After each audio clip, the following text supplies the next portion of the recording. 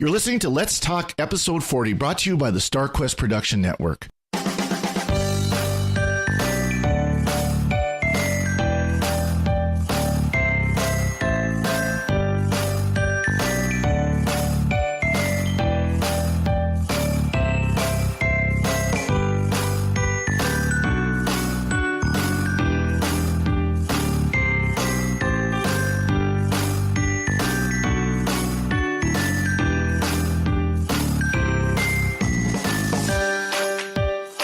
Howdy all, Father Corey Stika here. Welcome once again to our weekly SQPN community podcast, Let's Talk. Glad you could join us. We got two returning panelists. First, Angela, welcome back. Oh, thank you, Father. So glad to be with you. How are things going? Going very well. I won't rehash the conversation we just had before the recording about weather, but it's been quite a bit warmer here in Texas than it has been for you. Yeah, exactly. Both Joanne, who's our other panelist, and I are dealing with weather situations that Angela doesn't have to. How are things going for you there, Joanne? It's snowy, but it's warm inside. Hi, everybody. I'm glad to be back. Yeah, we're glad to have you both here, and it's nice and cold here, so it's below zero again. But at least the sun's out, and it's warm inside, as Joanne said. So this is kind of a big week in the Catholic Church, of course. Both East and West are celebrating, at least Eastern Catholic and Western Catholic are celebrating, getting ready to celebrate, or in the case of the East, have already started Lent. You know, this is, as I was talking to a priest friend of mine a couple of weeks ago, and he reminded me that Lent for the East actually starts on Monday, not Wednesday. Oh, that's right. So by the time you hear this, by the time this is released on Tuesday, we'll be between the two Lent start days. Lent starting Lent, their Monday and our Wednesday. So with Lent starting, that means, of course, the annual reminder of what does it mean to celebrate Lent? What does it mean for Ash Wednesday coming up? Things like that. Now, let's start with Lent as a whole, because, of course, that is kind of the bigger issue. What are some practices that you guys usually have during your Lenten season? Joanne, why don't we start with you? What are some things that you do habitually, if you will, every year when Lent comes around? Lent is a good time to clean out things. And to be practical, I start cleaning out my closet. There you go. Only because, and it's not because I've been watching Netflix and that lovely woman, Marie Kondo. Marie Kondo. Yeah, but I think, every year it reminds me it's time, only practically because Lent will signify, change.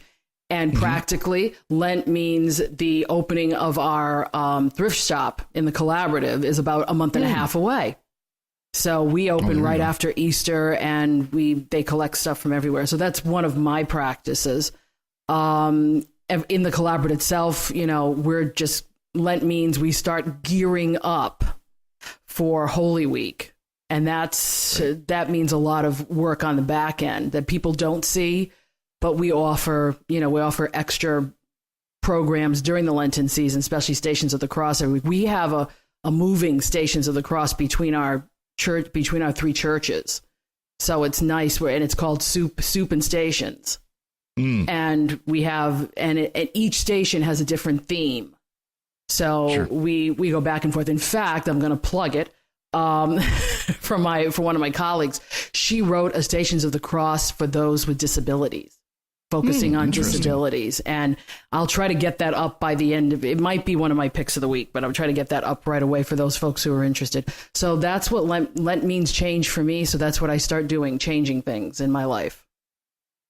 Well, very good. That's very good practice. And I was just thinking as you're talking, especially, talking about cleaning, I wonder if both between the Lenten season and the fact that usually during Lent is when the weather starts getting warmer for those of us in more extreme north and extreme south, for like our friends in Australia, the weather actually starts getting nice where you can open windows, things like that. If that's why spring cleaning is such a thing, because Lent is a time again of, getting that stuff out of our lives that maybe have cluttered them. Yeah, it might be. I don't think it's a coincidence. That's for sure. Yeah. I mean, again, of course, for those of us like in Montana and in Boston, places like that, the weather starts actually getting warm eventually during Lent. And that's what you can open the windows and let fresh air into the house. But again, I wonder if Lent is part of that as well. How about you, Angela? What are some Lenten practices that you usually have? Well, I mean, it's definitely a time to think about the Passion of Christ. I mean, even before Holy Week. So really meditating on that, bringing out the images that we have in our home, sure. To, kind of switch over from maybe the ordinary time images of the Holy Family and, different biblical scenes. But I really like art, and I'm a very visual person. So sure. I learn and I get in, the atmosphere of Lent by having those things around me.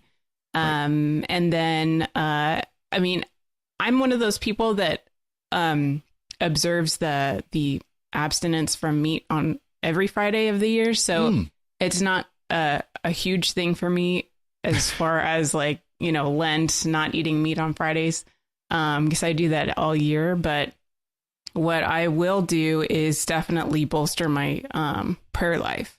And lately, I've been pretty lazy in terms of my prayer life, so I'm looking to definitely restructure that. But so I'm looking forward to that. But I mean, those are a couple things that I do during Lent for sure. Sure. Well, very good.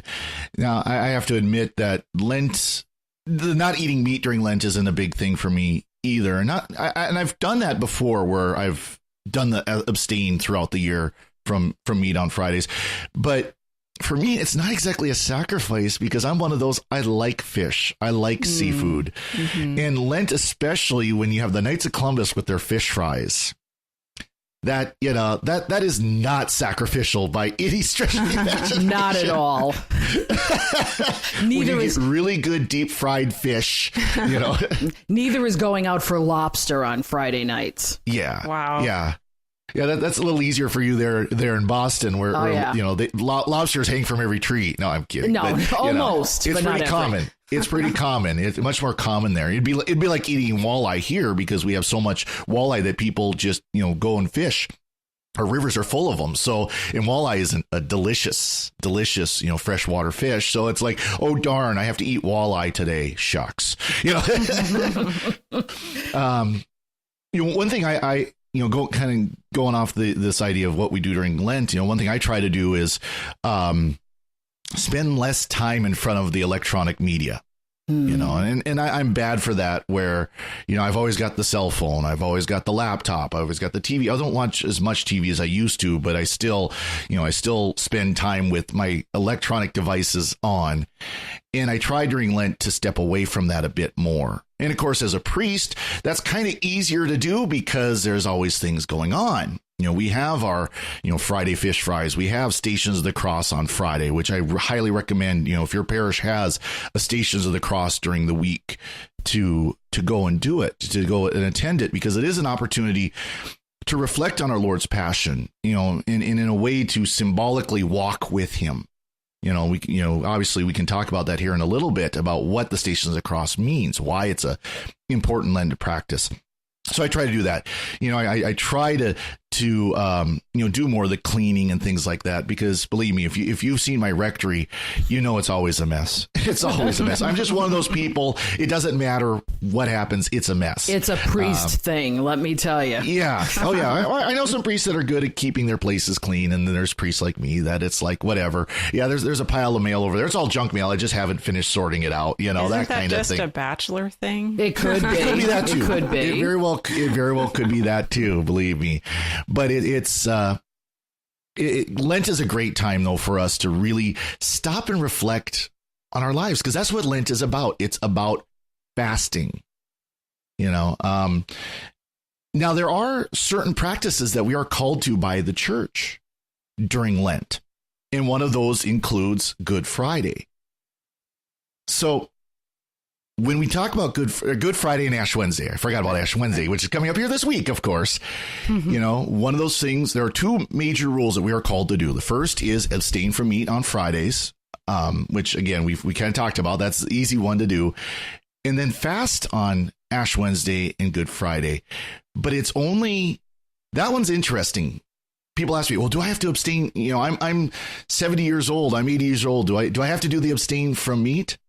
Yeah, actually, that one is from age 14, I think, up.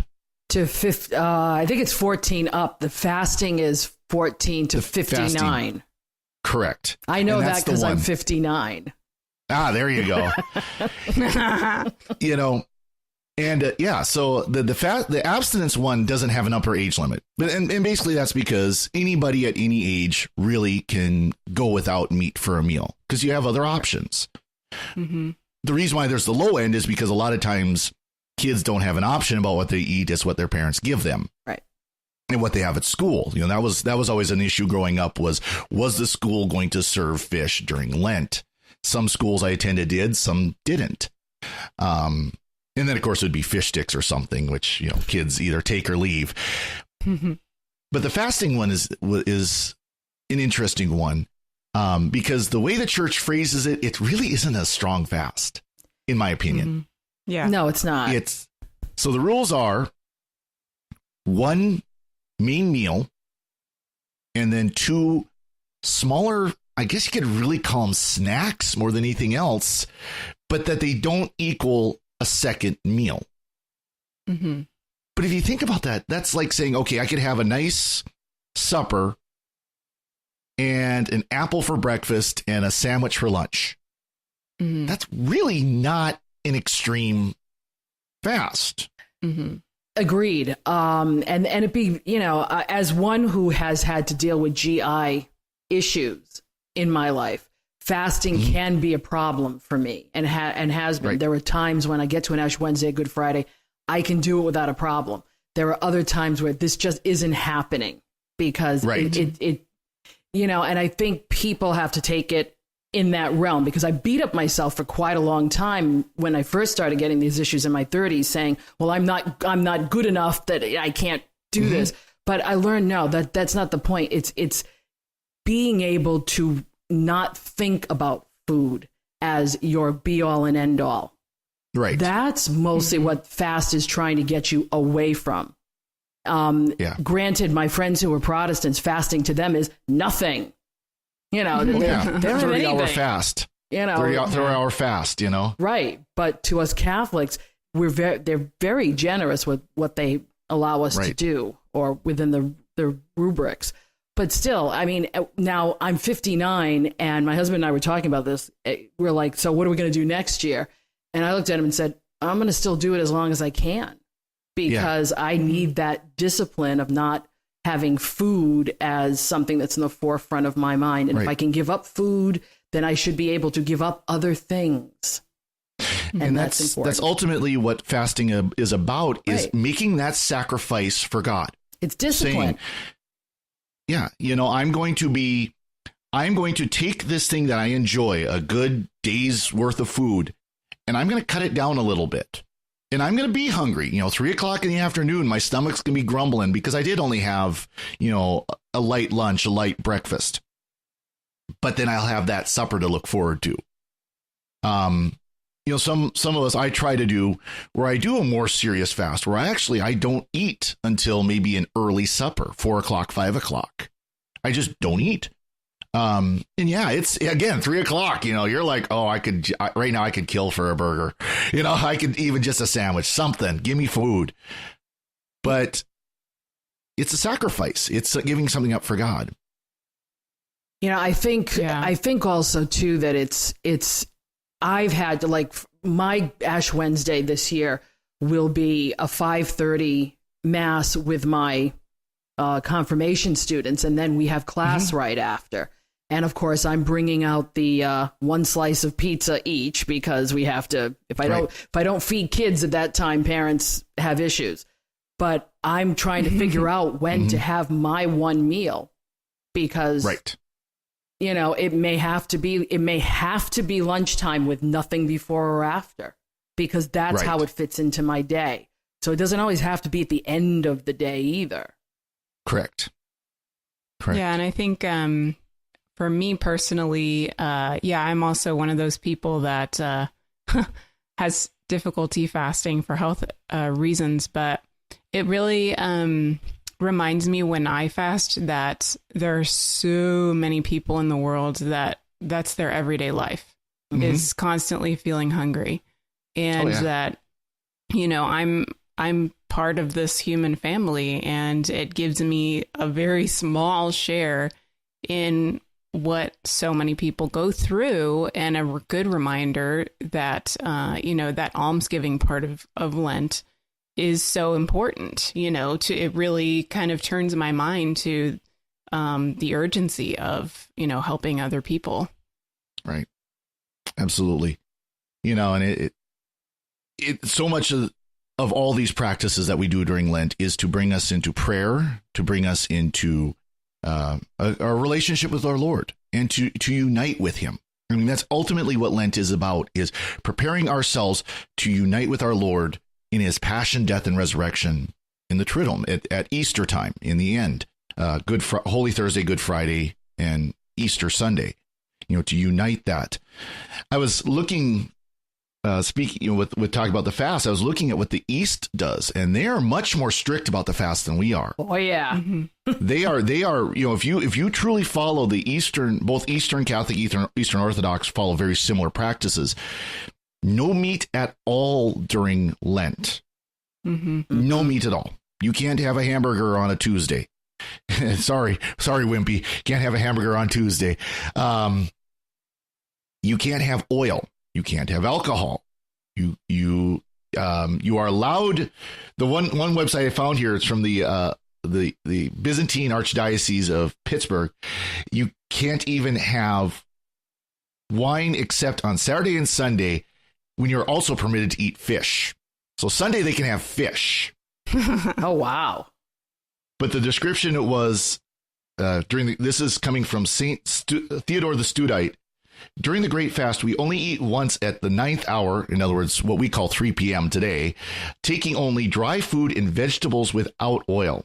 We do not drink wine either, except on Saturday and Sunday, when we are also permitted to eat fish. So, I mean, it's a very serious fast, where again, it's one meal a day, it's vegetables, it's beans, it's, stuff like that.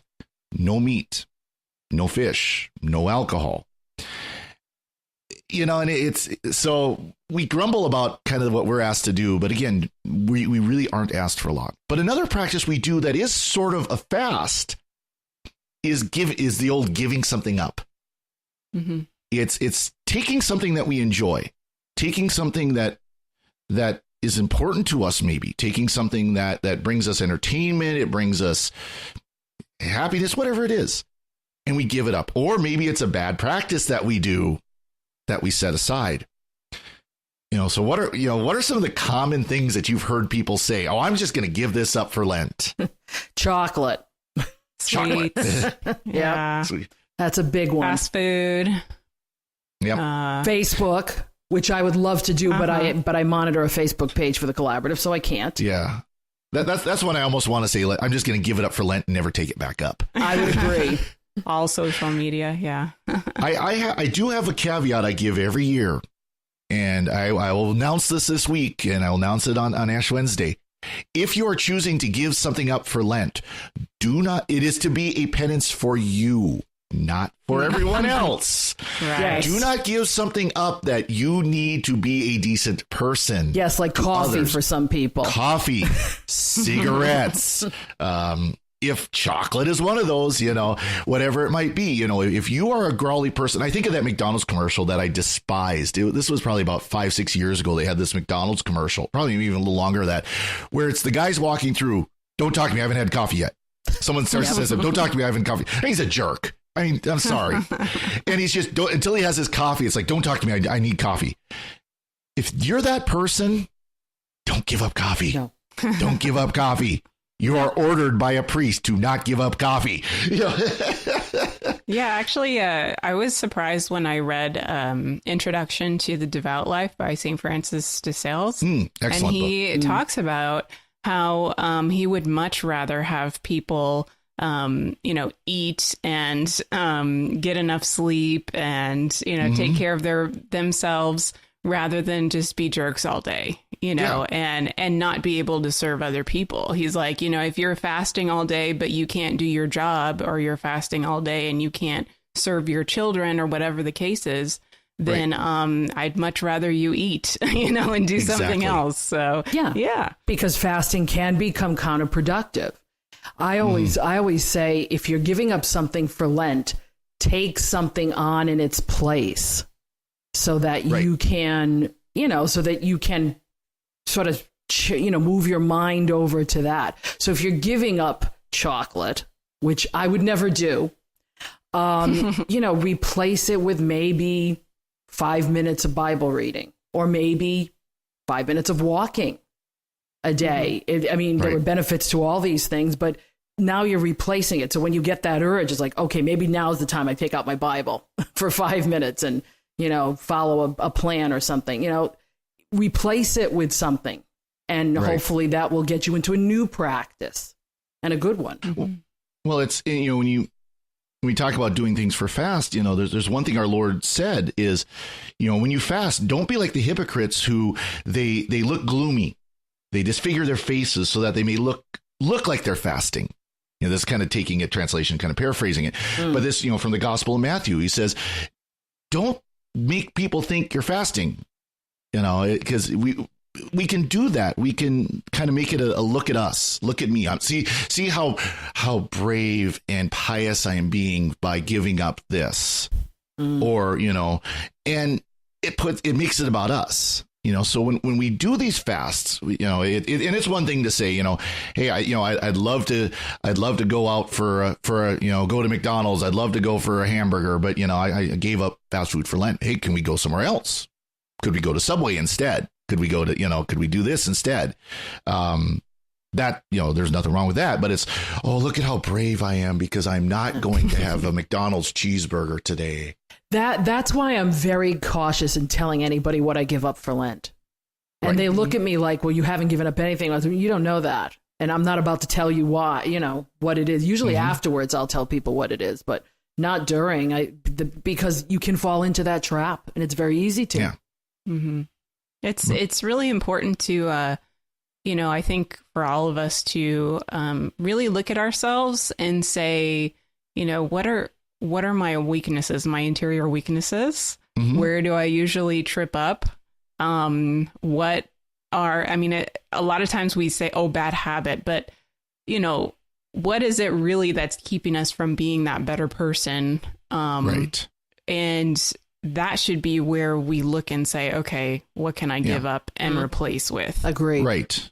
Ultimately, it should be, what is keeping me from following our Lord, and what do I need to do to follow him all the more closely, to unite myself to him all the more closely, and that way it doesn't become about giving up a bad habit. Because frankly, if it's a bad habit, you need to give it up anyways. Right. It's let's be honest. If it's something bad that you're doing, that you shouldn't be doing, we need to give it up. And of course, that's our struggle as sinful human beings. We don't do that. But then Lent needs to be a time to help us draw closer to our Lord. Now, so prayer, of course, is something important with all that. Now, of course, the irony of this is saying, don't look gloomy, don't fast and look gloomy. But then what do we do on Wednesday? Ash Wednesday.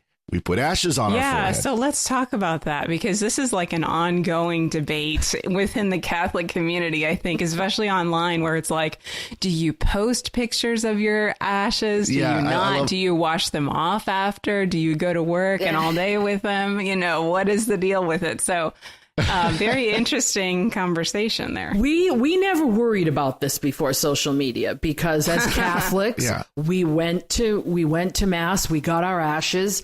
And, not that we're proud to wear them, but it's a symbol of who we are. So I don't see I have bangs, so no one's going to see my ashes anyway. Usually I have to go up to the priest and pull up my bangs so I can get my ashes. If people don't be offended, by the way, when you go to Ash Wednesday, if either you have to lift up your bangs, or if the priest takes his finger and kind of, that's what I do, is I use one finger to kind of lift the bangs up and then make the sign of the cross. But no, I don't understand why this is seriously, I don't understand why it's becoming an issue, because this is who we are as Catholics. The issue should be, what is the drive-by ash thing all about? Because that I think is crazy. You know, people who have to drive, they drive up to the church's parking lot. There's a priest, or it's usually Protestant that's doing this, out there, signs them with the ashes, and they go. How can you do that without listening to the word and taking that in and knowing why you're wearing the ashes? That's more what I take offense to. Well, and there's legitimate reasons, I think, why you would do something like that. Like, for example, we'll have someone go to the nursing home on Wednesday at some point and go to people's rooms and do the ashes. And depending on the size of the nursing home, here it might be practical. We might, because we might have 10, 15 Catholics where you could do the readings and then do the ashes. But you think over time, if you've got a large enough place, that could take all day. Versus you could go to each room and do the ashes, visit with them a little bit, do the ashes, and go on to the next. Oh, that's not that way is not my issue. No, I know what you mean, though. I know what you mean, It's the other one, because that's the one that gets publicized on TV. And that's the one that they all sit there and wait to go cover. Oh, isn't this wonderful? Yes. Yeah, exactly. And it is a difficult thing to get in that. How do you do it and still have, if you're a busy day and everything and you want to receive the ashes, how do you do that? And I know a lot of parishes will do maybe like just a noon word service where they'll do the liturgy of the word and then they'll impose the ashes and then they'll go. There won't be communion. There won't be mass. It's just the liturgy of the word, so 15 minutes and they can go on their way to lunch or what have you. Do you do that, Father Corey? Because we do that. We have one of those. I don't, because we're a small enough town where we're going to do our mass at 5:30, and that's covers basically everybody. So that's not as big an issue here. A parish I was at actually just other day for a penance service, a pre-Lent penance service. I know we talked about that before, Secrets of Technology, but they're doing that. But it's a larger town where they could have a number of people come in, and people come in from the area around it. So when we talk about the ashes being imposed, we do it as a reminder. We do it as a reminder that we're going to die someday. It really is. It's not a look at me, I'm fasting. It's a reminder that death is coming. And, there's the one phrase that I generally always use is, remember that you are dust, and unto dust you shall return. And that's the phrase, paraphrasing off the top of my head, because I can't remember if that's the exact phrase that the priest uses as he's imposing the ashes. Remember that you are dust, and to dust you shall return. Priest or layperson can do it as well. So it's a reminder. We've kind of gotten away from that because a lot of folks are choosing the second option for that, which is turn from sin and, what is it? I can't remember off the top of my head. Turn away from sin, faithful to the gospel. That's it. Yep. They've been using that one a lot, and I'm like, why don't you use the first one? That one's just as good. Oh, we can't. Yeah. No, that's important, especially in this culture. Yeah, I was going to say, the reason why I primarily use the first one, first of all, because it's easier to memorize one, not two. Secondly, we need that reminder for death, and I, as a priests especially should be aware of this, because we see, especially at funerals, where people don't want to confront the fact their loved one has died. Or if they do, they want to couch it in they're in a better place. They're free from pain now. They're in heaven. An angel has its wings, and all these, soppy stories that, they might make you feel good, but we don't know that for a fact. We need to be reminded of death, and that's what Ash Wednesday does for us. So I assume both of you make an effort to get to Ash Wednesday, Matt? Joanne, especially, it's easier because you work in a parish. Yeah, I work there. So it just, for me, it's which one am I going to? But this time I will wait till, usually I'd like to get them earlier in the day, but I will wait till 5:30 to be there with my candidates. So. Sure. How about you, Angela? It's San Antonio is such an interesting place on Ash Wednesday because it's a very Catholic place, but there's also so many Christian groups, and it's a very urban city. We have a lot of Mexican immigrants and people of Mexican descent here, and the Mexican people are huge on Ash Wednesday and Palm Sunday. So even if they don't go to Sunday Mass, they will go to Ash Wednesday.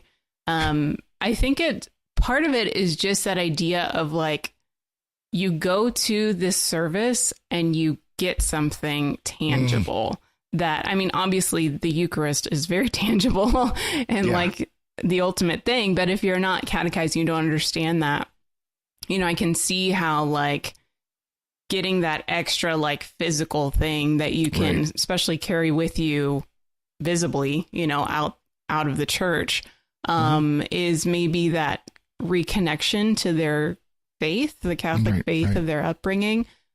So we have tons and tons and tons of Ash Wednesday services here. So anybody that wants to go to Ash Wednesday service will be able to find a time.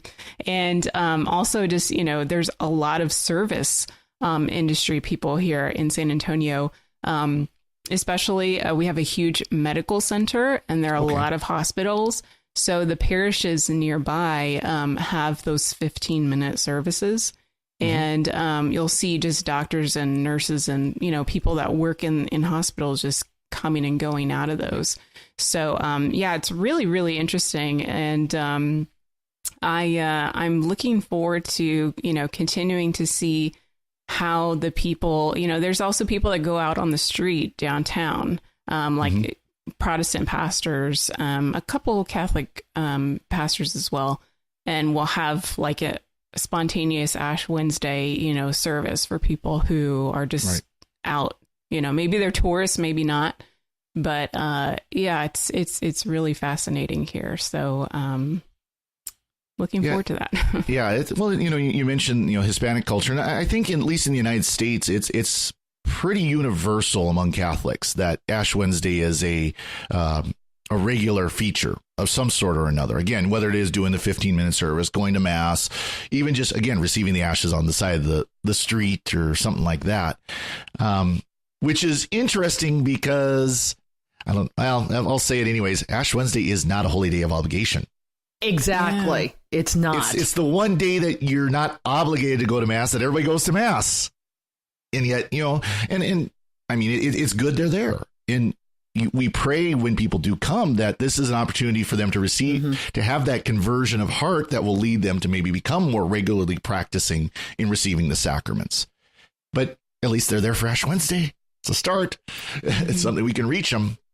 And they're there. Yeah. They're there for noon. And noon is our largest congregation, believe it or not. And our old pastor was stunned by that. And our new pastor's telling us, are you serious? Are people really going to come? We're like, wait and see what happens. Yeah. And they just do, because somehow everybody's in town and they just think that's a good thing for them to do. So they're there. Well, it's for, you know, Good Friday service is traditionally held at 3:00, but we do ours at noon here for that reason. When we would do it at noon, we would have a good crowd come, you know, and of course, again, it's traditionally 3:00. That's the traditional time that our Lord died. But it's just for pastoral reasons, this works out best. You know, so it's the same thing with Ash Wednesday. I know parishes, again, in bigger cities like San Antonio, Chicago, places like that, where they'll have 7:00 in the morning, 8:00 in the morning. They'll have noon. They'll have 5:00 at night, 6:00. You know, they'll have services throughout the day. So you can have businessmen they can come into town earlier, go to mass, receive the ashes, receive communion, and then go to work. And so then you'll see, it's always fun to watch the news stations, because then all of a sudden you'll see one of the news announcers has his ashes on his head, or a politician will be interviewed and he'll have his ashes on his head that day or whatever, you know, broadcast across either the city or the country. So it's very interesting. So we didn't answer the question about posting your ashes or not. Yeah. Well, and I don't see a problem with it. You see, and that's we can just basically address the two sides of the argument, because there really is two sides of it. It's either, you know, it's good to do because it shows our faith. You know, we're not doing it to show we're fasting. We're doing it to show our faith as Catholics, you know, and it's a form of evangelization. The other side is, of course, that statement, though, that you're not supposed to be doing it as a public witness. You know, that you're not supposed to, the ashes are not ultimately. You're not showing them off. Yeah. You know, so it's because they're meant to be an outward sign of our interior conversion. Wait a minute, that sounds like a definition for something. You know? Yes. a sacrament. So Sacramental. sacramental. No? Are they considered a sacramental, the ashes? Yes, they Yes. are. Okay. They are a blessed object that we receive. Because as part of the Mass, there is a blessing of the ashes before they are imposed. So they are considered a sacramental. So yeah, it really is. It's the same thing as, like I wear a crucifix. Now, usually you don't see it because I wear it under my clerical shirt. They're seeing it right now because I'm not wearing my clerical shirt. But it's a sacramental. I am wearing a shirt, by the way. Let's make that clear. I wasn't going to say anything. I saw that look, Joanne. No, I'm kidding. Doesn't that go without saying? Come on. Yeah, now. I hope it would. But, that's about the time someone sends a letter. Was Father Corey not wearing a shirt? Yes, I am wearing a T-shirt. I'm just It's not surprised my he's black. wearing a short sleeve shirt in minus 14 degree weather. That's all I'm going to say. I wear short sleeve shirts all the time. So anyways, getting back to the point, these sacramental signs are things that we wear, things that we carry with us that are signs for our interior belief, our interior conversion, our interior attachment to Christ. And whether or not people see them, there's something that is a sign for us ultimately. And that's what the ashes are. Whether or not people see your ashes, they are a sign of your interior conversion. At least that's what they're supposed to be.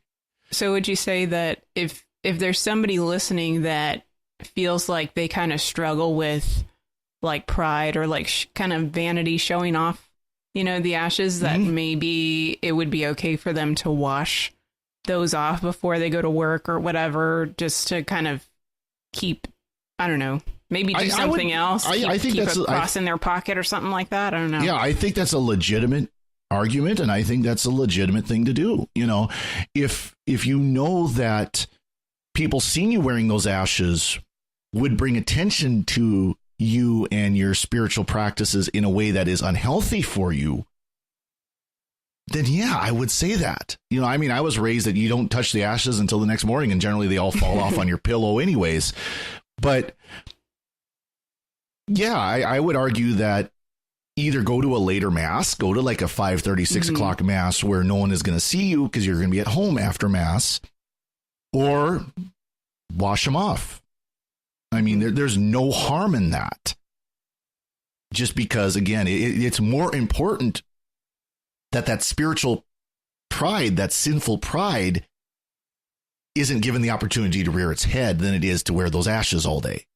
And maybe if you are practicing that and you're aware of that extra step that you take could be a step toward, being more Christ-like. Exactly. So that you're working on that for yourself.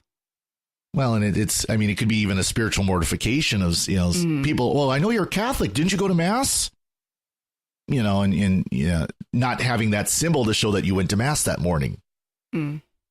Or again, putting it off till that afternoon or that evening when people won't see it. Yeah, I think a lot of times, especially if you're raised in a Catholic home that is pretty nominally Catholic, I think a lot of times, the emphasis during Lent is on those exterior things. Right. And, it is important to, for me, like, to use Lent as an opportunity to really, really look at myself, take a good hard look at yourself, as they say, and really say, okay, where am I, in my faith journey, in my personal development, my spiritual development. And how am I becoming more like Christ? And if I'm not, then how can I fix that? And that can sound really daunting, but, I think just taking little steps can go a long way. Absolutely. We call it a walk with Christ, not a run with Christ. It takes a step at a time. That's what our spiritual life is to be. It's, constantly taking a step at a time. So is there anything else either of you want to say about either Lent or Ash Wednesday? I think for me, maybe if you are somebody who is really big into entertainment, a lot of people who listen to SQPN, we love our entertainment, we love our movies and stuff. I would say, definitely take time out for prayer, but also if you're just really struggling with it, maybe look for movies that deal with the passion or the life of Christ, and start there and allow that kind of entertainment to be able to help you, put your mind in the right place for Lent. So Absolutely. I would say try that out. Absolutely. Yeah, I would agree with you there. Lent is a really great time to go into your Netflix or your Amazon Prime and take a look at those movies, because they do come out. And especially some of the older ones, which people may go ick, but and the real serious movie, people would be like, oh my gosh, they made that 1955, and it's hard. But there's a different mentality to crafting those movies as they are now. So some with like Shoes of the Fisherman, or even The Greatest Story Ever Told, things like that. That's good. Put one of those in your Netflix queue for Lent, and actually, take it seriously. Yeah. The Passion of the Christ is a really tough one to watch for a lot of people. So that's why I don't usually say, drag that out every year and watch it. But there are others that you can. Risen is one that is a newer one that's come out. Things like that. Put those in your queue for, if you're not going to give up Netflix, put them in your queue for Lent. Yeah. You can think of some of the classic epics like the Ten Commandments and Ben-Hur and things like that are, Robe was the Robe. Good one. There's some just excellent movies out there that can be spiritually fulfilling. Yeah, and don't watch them on TV. Don't watch them on regular, because the Ten Commandments comes on every year and they hack the heck out of it. So they cut it down and they add commercials. You don't want either. No, you don't want to that. watch the real deal. I've got to find it. I've got like the 50th anniversary DVD set where it's got both the the 50s edition that everybody thinks of, the big Charlton Heston epic, and then the original, which came out in the 20s or 30s. I can't remember. Is that the silent one? Is that the silent movie? Oh, wow. But it's a box set that's got both of them on two DVDs. I've got to find that again. It's in I think I know exactly where it is. I just got to go grab it, but it's any of these old biblical epics, any of these movies that have come out recently that are they're telling the life of Christ. This is a great time to watch it. I agree 100%. Well, very good. Very good. And, let us know what you think of Lenten practices. Obviously, you can send us feedback at letstalk@sqpn.com, what your practices might be. And we can talk about that in weeks going forward as we go into Lent. So at this time, we're going to take a quick break before our picks of the week. Thank you once again for listening to Let's Talk and the other SQPN podcasts. We've got lots of great podcasts for your enjoyment and hopefully for your Lenten edification, perhaps, at least some of them, like Let's Talk. I hope will be one of those. We really want to thank those who support SQPN in many ways, especially through our Patreon site. Patreon is a way that you can every month give SQPN a little bit of money and be really a patron of SQPN. And if you join our Patreon site, we have gifts that we send at certain levels. But you also become kind of part of our contributors in a way that things are given or things are asked of our patrons to help our shows, including with Jimmy Akin's Mysterious World. They do once a month. They do a topic from our Patreon patrons. They suggest topics, and Jimmy Akin does a show based on that topic. This week, we'd like to thank a couple of our patrons, as we've been doing over the last couple of months: Mario L., Earl P., Jonathan K., Mark R., and Ronald B. Thank you very much to those patrons and all our patrons, all those who support us here at SQPN. We also need some other help. Some other support here at SQPN. Don Bentinelli does a lot of our editing. I do the editing of Let's Talk. So, any complaints about how Let's Talk is edited, you can send to me. But Dom does all the rest of our editing, and we're looking for some help. Dom is, he's a full-time employee as CEO of SQPN, but even that time is being stretched with all the work that he does. So we're asking for some volunteers to help out with some of the work that he does. We're looking for some volunteers with audio editing experience. If you've got experience, especially with Adobe, I just blanked on the name of it. The Adobe Audition. Thank you. I use it every week and I just blanked on the name. Adobe Audition.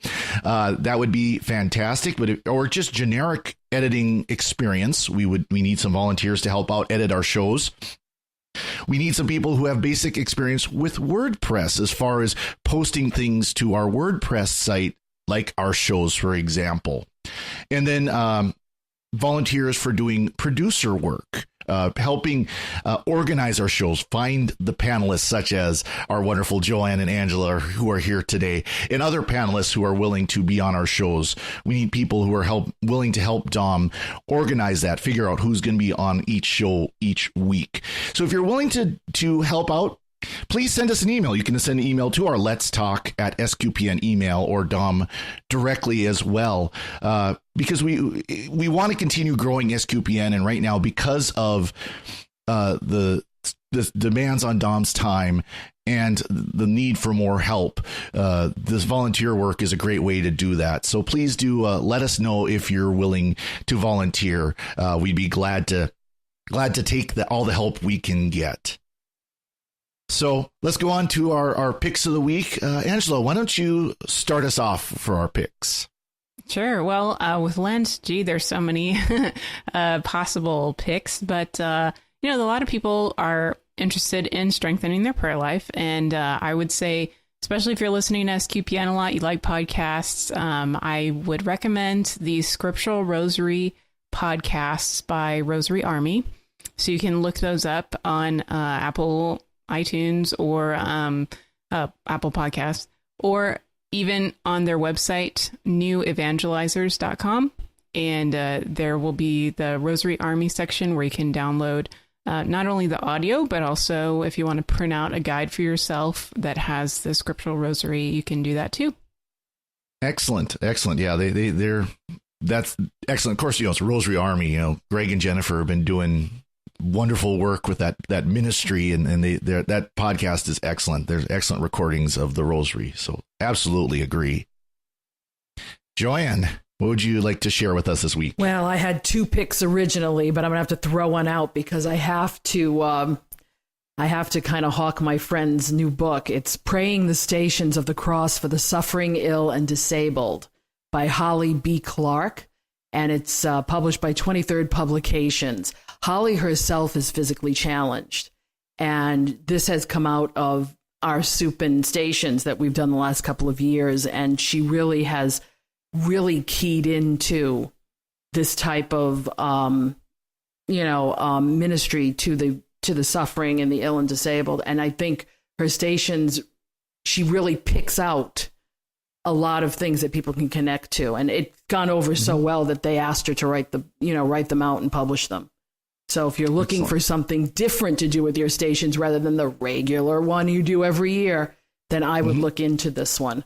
The other one is the BustedHalo.com website. They always have a lot of good things for the seasons. And Lent, they have, believe it or not, a Lenten calendar, sort of like an Advent calendar. But it's there, Fast, Pray, Give, and you can't click on the dates and open them up early. They won't let you. But I think it's a good resource. I know it's geared towards the younger crowd, but I send everybody there because Busted Halo really has a great ministry to those who want to know more about their Catholic faith and identity, and I think they do a great job with it. Anybody who can do Lent in 3 minutes has my sincere, admiration. Excellent. Yeah.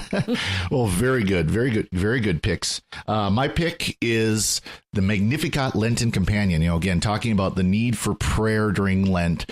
One thing I like this, and similar to the Busted Halo calendar, where it's short reflections every day. Very short. I mean, they're one page, they're small pages, they're very easy to read.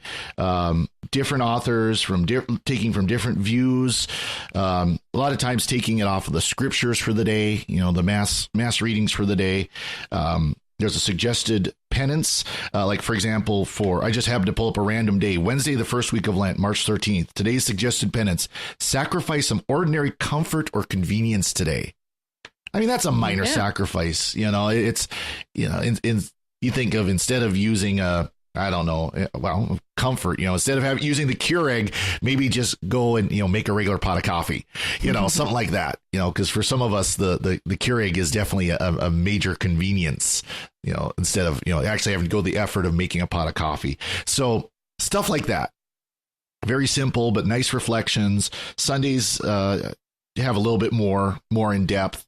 Reflection and everything, and there is a Stations of the Cross in the back and things like that. So it's worth checking out. Every year I recommend the Magnificat Companions for Lent and Advent because they are just excellently done little books, and you can spend again each day take 2 or 3 minutes and do the reading and reflect on it and do the little penance. So. Well, very good. Well, glad you both could be on again. Joanne, where could people find you if they want to hear more from you? Oh, well, Secrets of Tech seems to be my new home here at SQPN. So I will hawk that podcast because I think we're starting something really great, and we're having a lot of fun doing it. We are. Because it's not just your regular talking heads about tech. So yeah. I'd say Secrets of Tech here at SQPN. Absolutely. And Angela? Well, I'm very excited. I don't know if Dom let me do this, but I'm just going to do it anyway. That we are going to be recording a Secrets of John Williams podcast coming up pretty soon. So look excellent. For that. That's where you can find me next.